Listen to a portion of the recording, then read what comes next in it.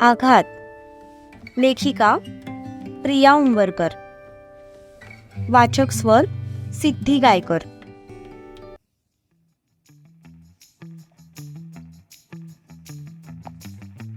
मामा, मला ना तुमचं घर बघायचंय, मध्ये शिवा म्हणाला. तसं दिवाकररावांच्या कपाळावर आठ्यांचं जाळं पसरलं. आमचं घर एकदम छोटं आहे, त्यात काय बघण्यासारखं नाही, दिवाकरराव जबरदस्ती स्माईल करत म्हणाले.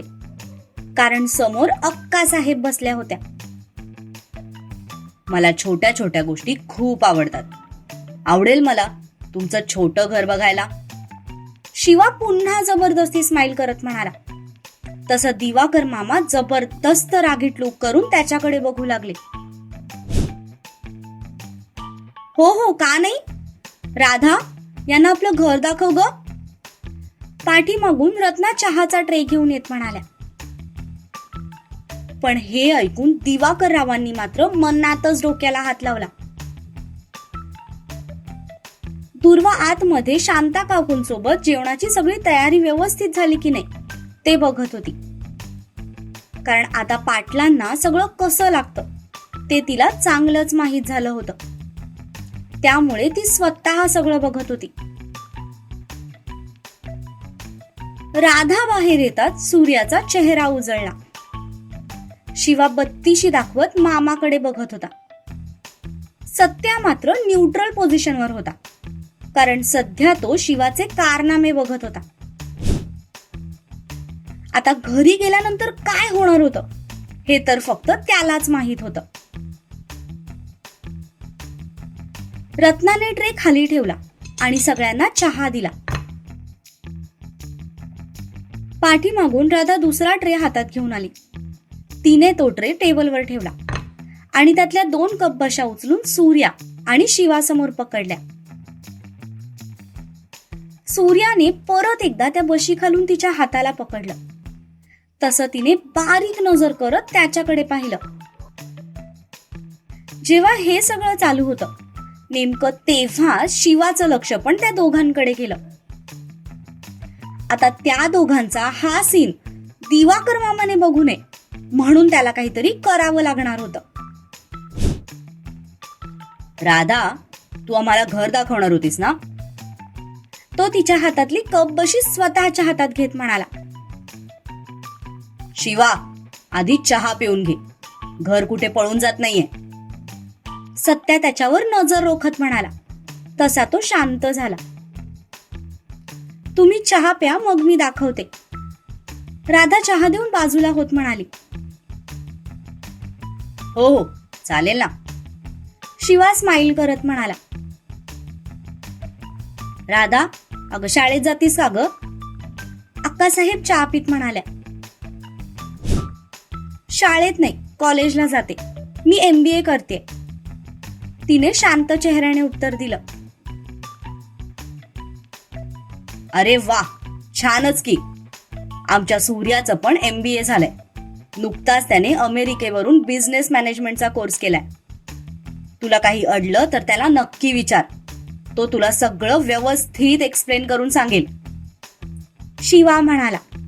पण हे ऐकून सूर्याला मात्र जोरदार ठसका लागला. शिवादा, MBA तुझं पण झालंय, फक्त माझंच नाही हा. सूर्या त्याच्याकडे बघत कसं बस स्वतःला सावरत म्हणाला. अरे मी काय एव्हरेज मार्कांनी पास झालो होतो. व्यवहाराचं नॉलेज असल्यामुळे उतरलो बिझनेसमध्ये.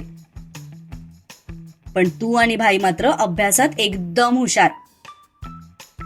बरं का मामाश्री, तुम्हाला सांगतो, ह्याला अभ्यासाचं इतकं वेड होतं ना की हा शेतातल्या आंब्याच्या झाडावर जाऊन पुस्तक वाचत बसायचा. एकदा तर हा भर सीझन मध्ये आंब्याच्या झाडावर जाऊन बसला. आला जोराचा वारा आणि पिकलेले आंबे धाड धाड याच्या पुस्तकावर पडले. काही तर याच्या डोक्यावर पडले. अगदी नॅचरल आमरस खाल्ला होता त्याने, ते पण विदाऊट शुगर. पण बिचाऱ्याला गोड जास्त आवडत नाही ना, त्यामुळे तेव्हापासून त्याने आंब्याच्या झाडावर बसायचं बंदच करून टाकलं. शिवा त्याच्या लहानपणीचे किस्से सांगू लागला. त्याचा किस्सा ऐकून रत्ना आणि राधा दोघींना पण हसायला आलं. सत्यजितला मात्र लगेच त्याचा कमोडवाला किस्सा आठवला. तसं त्याने अक्काकडे पाहिलं. अक्का पण तोंडाला पदर लावून गालातल्या गालात हसत होत्या. इकडे बिचारा सूर्या मात्र आता टेन्शन मध्ये आला होता. कारण शिवा एकदा बोलायला सुरू झाल्यावर कोणालाच ऐकत नाही हे त्याला चांगलंच माहित होतं. कशी माझी मुलगी यांच्या घरात राहते देव जाणे. एकापेक्षा एक पागल भरलेत, एक शाणा नाही. दिवाकरराव शिवाच्या तोंडाकडे बघत मनातच म्हणाले. बाकीच्यांचा चहा पिऊन झाला तसं राधा आणि रत्ना त्या कप बशा घेऊन आतमध्ये गेल्या. फक्त शिवाच्या हातातली बशी तेवढी शिल्लक होती. शिवाने कप मधला चहा बशीत ओतला आणि फुर्र करून वरती ओढला. त्याच्या या कृतीने सगळ्यांनी एक साथ त्याच्याकडे पाहिलं. पण त्याला मात्र कुणाचीच फिकीर नव्हती. तो अगदी सुर्के पियो अशा अंदाजात पित होता. बरं तुम्ही बसा, मी जरा स्वयंपाकघरात चक्कर टाकून आले, असं म्हणत अक्कासाहेब उठल्या आणि पदर सावरत आतमध्ये गेल्या. सासरे बुवा, कसे आहात तुम्ही? अक्कासाहेब जाताच सत्यजितराव दिवाकररावांकडे बघून म्हणाले. आता तुमच्यासारखा जावई असल्यावर कसा असणार? दिवाकरराव जबरदस्ती स्माईल करत म्हणाले. पण त्यांच्या बोलण्यातला खोचकपणा सत्यजितला बरोबर समजला. भाई, नको रे त्यांच्या लादी लागू. तुझं सगळं मार्गी लागलंय, पण मी अजून लाईन मध्ये उभा आहे इथे. सूर्या कपाळावर 2 बोटं घासत मनातच बडबडला. बरं मला ना एक सिरियस प्रश्न विचारायचा होता. शिवा हातातली कपबशी समोर ठेवत म्हणाला. कोणता? हे विचारताना सुद्धा दिवाकररावांचा कंठ गळ्याशी आला होता. हा आपल्या राधाबद्दल तर काही विचारणार नाही ना? या विचारानेच त्यांच्या हृदयाची धडधड वाढली होती. मला सांगा, साखर तुम्ही किराणा दुकानातून आणता की डायरेक्ट कारखान्यातून कोथळी भरून आणता? शिवाने प्रश्न विचारला. पण त्याचा हा प्रश्न ऐकून दिवाकर मामा एकदम शॉक होऊन त्याच्या चेहऱ्याकडे बघू लागले. सूर्या आणि सत्या एकमेकांच्या तोंडाकडे बघू लागले. कारण आता त्यांना समजलं होतं की शिवा मुद्दामून त्यांची फिरकी घेतोय. का? दिवाकररावांनी शॉक मध्ये विचारलं. चहा खूप गोड होता, आवडला मला, म्हणून विचारलं की साखर कुठून घेतली, म्हणजे जाता जाता मी पण घरी घेऊन जाईन, तो म्हणाला. शिवा, सत्या त्याच्यावर नजर रोखत म्हणाला. त्याची ती नजर बघून शिवा मात्र यावेळी गप्प बसला. दिवाकरराव मात्र अशा नजरेने त्या तिघांकडे बघत होते की कुठल्या जन्मात पाप केलं होतं म्हणून या जन्मात पाटलांसोबत सोयरीक जोडली. सत्यजित शिवाला बोलणारच होता, तितक्यात त्याचा मोबाईल वाजला.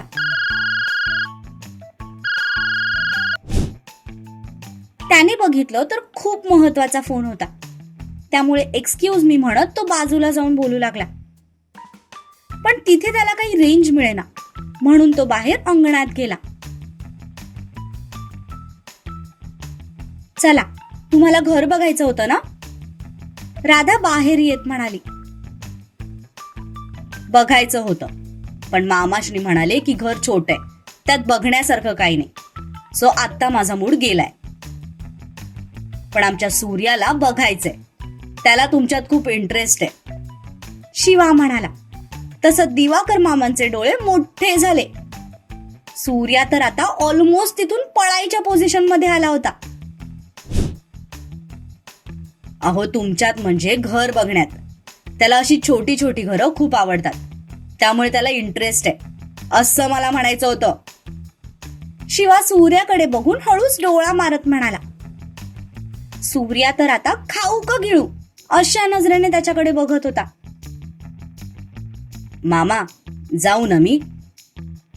सूर्या एकदम गुड बॉय सारखी सासऱ्याची परमिशन मागत म्हणाला,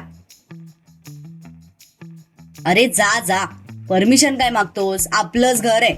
भाईची सासूरवाडी काय आणि आपली सासूरवाडी काय, सारखीच. तू पण या घराला तुझी सासूरवाडीच समज, शिवा म्हणाला. पण हे ऐकून दिवाकर मामा मात्र खूप रागात त्याच्याकडे बघू लागले. पुढच्या युद्धाची चिन्ह समोर दिसू लागता सूर्या पटकन उभा राहिला. त्याने राधाला डोळ्यांनीच इशारा केला. राधाला पण पुढची परिस्थिती जणू कळूनच चुकली होती. ती पुढे निघाली तसा तो तिच्या मागे निघाला. सध्या दिवाकर रावांचं लक्ष शिवावरच असणार होतं. त्यामुळे ते दोघं तिथून निघून गेले तरी त्यांच्या लक्षात आलं नव्हतं. चला, एक काम तर फत्ते झालं. शिवा त्या दोघांना जाताना बघून मनातच म्हणाला,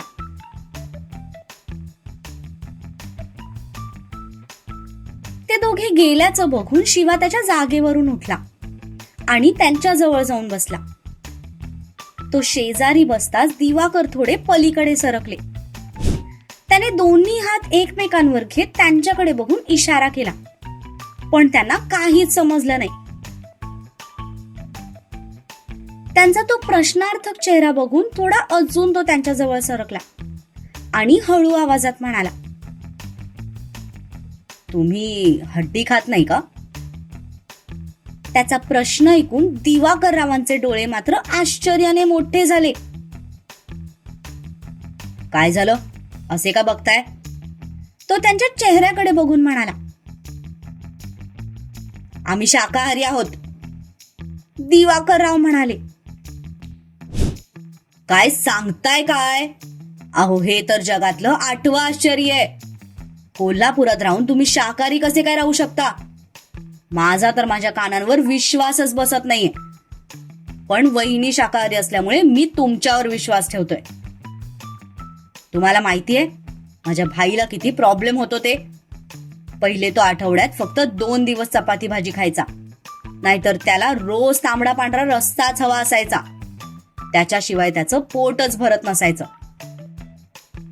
आणि आता माझा बिचारा भाऊ भेंडी काय, कढी काय, उसळ काय काय काय खात असतो. त्याच्याकडे बघवत नाही हो मला. म्हणून मी ठरवलंय की मी एकदम मांसाहारी बायको शोधणार आहे. तो म्हणाला, मांसाहारी बायको म्हणजे? दिवाकर आश्चर्याने त्याच्याकडे बघून म्हणाले, अहो म्हणजे नॉनव्हेज बनवणारी हो, जी स्वतः पण खाईल आणि मला पण खाऊ घालेल. तिचे ते नाजूक कोवळे कोवळे हात जेव्हा चिकन फ्राय करतील, किती भारी वाटेल ना. आहा, काय ते लेग पीस, काय तो रस्सा, काय ते मटन, ओके मध्ये होईल सगळं. तो त्याच्या जिभेवरून ओठ फिरवत म्हणाला. पण हे ऐकून दिवाकर रावांच्या डोळ्यासमोर एक सीन उभा राहिला. त्यात राधा तिच्या हाताने शिवासाठी चिकन बनवत होती. अंगावर साडी, गळाभर दागिने, केसांचा अंबाडा बांधलेला, अशा अवतारात ती तिच्या नाजूक हातांनी चिकन बनवत होती. आणि शिवा तिच्या शेजारी किचनच्या ओट्यावर बसून तिची मजा बघत होता. तिने चिकन बनवलं आणि त्यातला एक लेग पीस काढून स्वतःच्या हाताने शिवाला भरवला. त्याने पण हसून तिच्या हातून तो घास खाल्ला. मामाश्री, काय झालं? बघा, तुम्ही पण लेग पीसच्या खायलोमध्ये बुडाले ना? शिवा त्यांच्या समोर चुटकी वाजवत म्हणाला. तेव्हा कुठे ते भानावर आले. त्यांनी दचकून आजूबाजूला पाहिलं तर तिथे राधा नव्हतीच. शिवा एकटाच त्यांच्या शेजारी बसलेला होता. ते बघून त्यांना हायसं वाटलं. राधा, राधा कुठे गेली? ते घाबरून इकडे तिकडे बघत म्हणाले. ती का? ती मगाशी सूर्याला घर दाखवायला घेऊन गेली. काळजी करू नका, आमचा सूर्या एकदम गुड बॉय. तो तिला सगळं MBA 15 मिनिटात शिकवून आणेल. शिवा म्हणाला. काय गप्पा चालू आहेत तुमच्या? सत्यजित आत येत म्हणाला. काय नाही भाई, असंच जरा मामाश्रींना एंटरटेन करत होतो. शिवा खूप प्रेमाने दिवाकर रावांकडे बघून म्हणाला. पण दिवाकर राव अजूनही त्या स्वप्नातून बाहेर आले नव्हते. त्यांच्या कपाळावर भयंकर घाम जमा झाला होता. सूर्या कुठे गेलाय? सत्याने त्याच्याकडे बघत विचारलं. आहे इथेच, जरा घर बघून येतो म्हणाला. शिवा जबरदस्ती स्माइल करत म्हणाला. पण त्याच्या त्या स्माइल मध्ये सत्याला खूप सारं गौड बंगाल स्पष्ट दिसत होतं.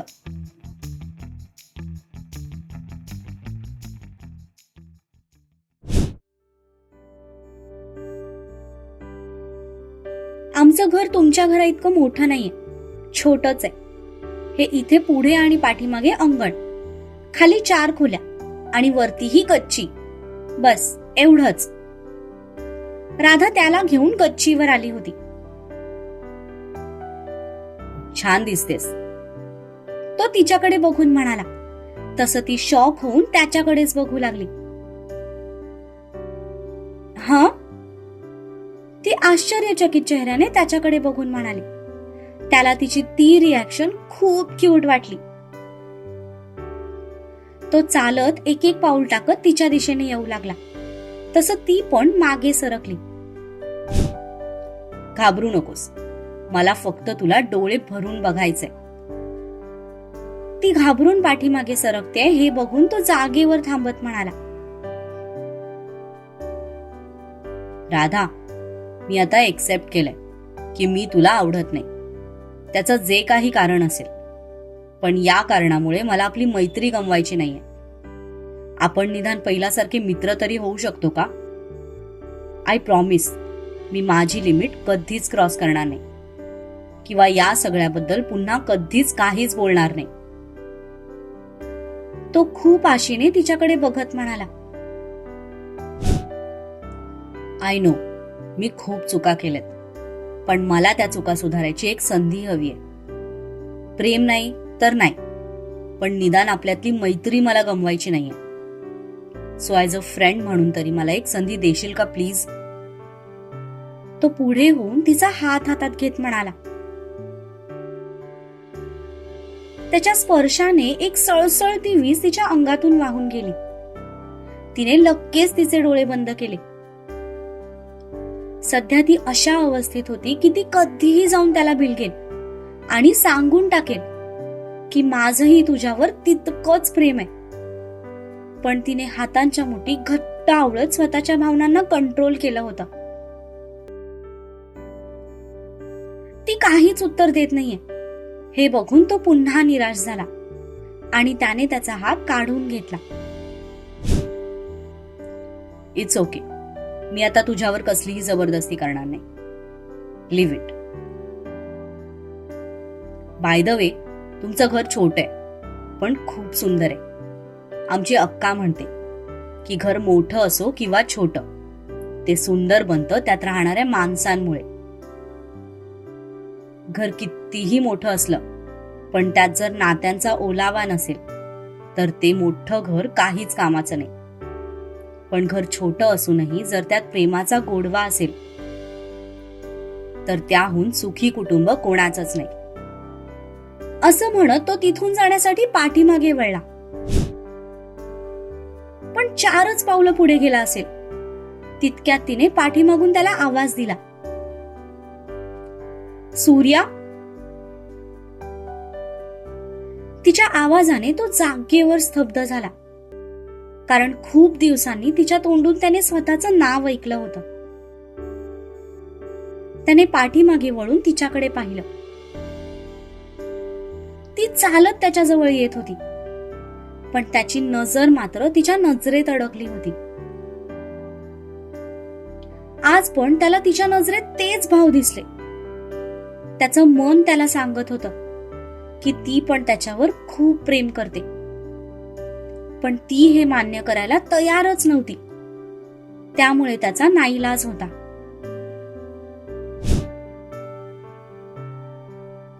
मैत्री करायला हरकत नाही.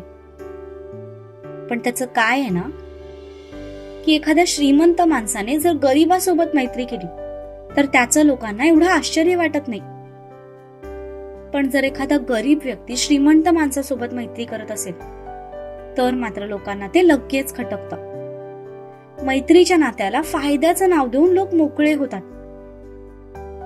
आणि माझ्या आयुष्यातल्या कुठल्याही नात्यांना लोकांनी नावं ठेवलेली मला अजिबात आवडणार नाही. ती पण त्याच्या नजरेला नजर देत म्हणाली. दोघांचाही चेहरा अगदी समोरासमोर होता.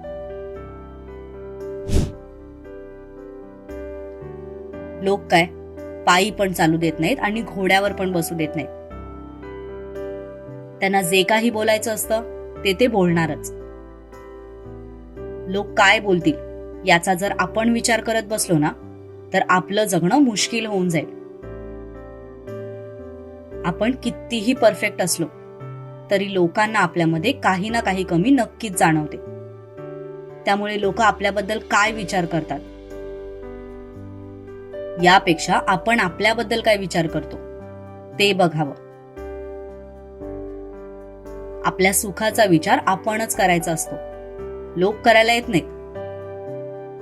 असं म्हणत तो मागे फिरला आणि भराभर पायऱ्या उतरून खाली निघून गेला. ती मात्र थोडा वेळ त्याच्या बोलण्याचा विचार करत तिथेच उभी राहिली.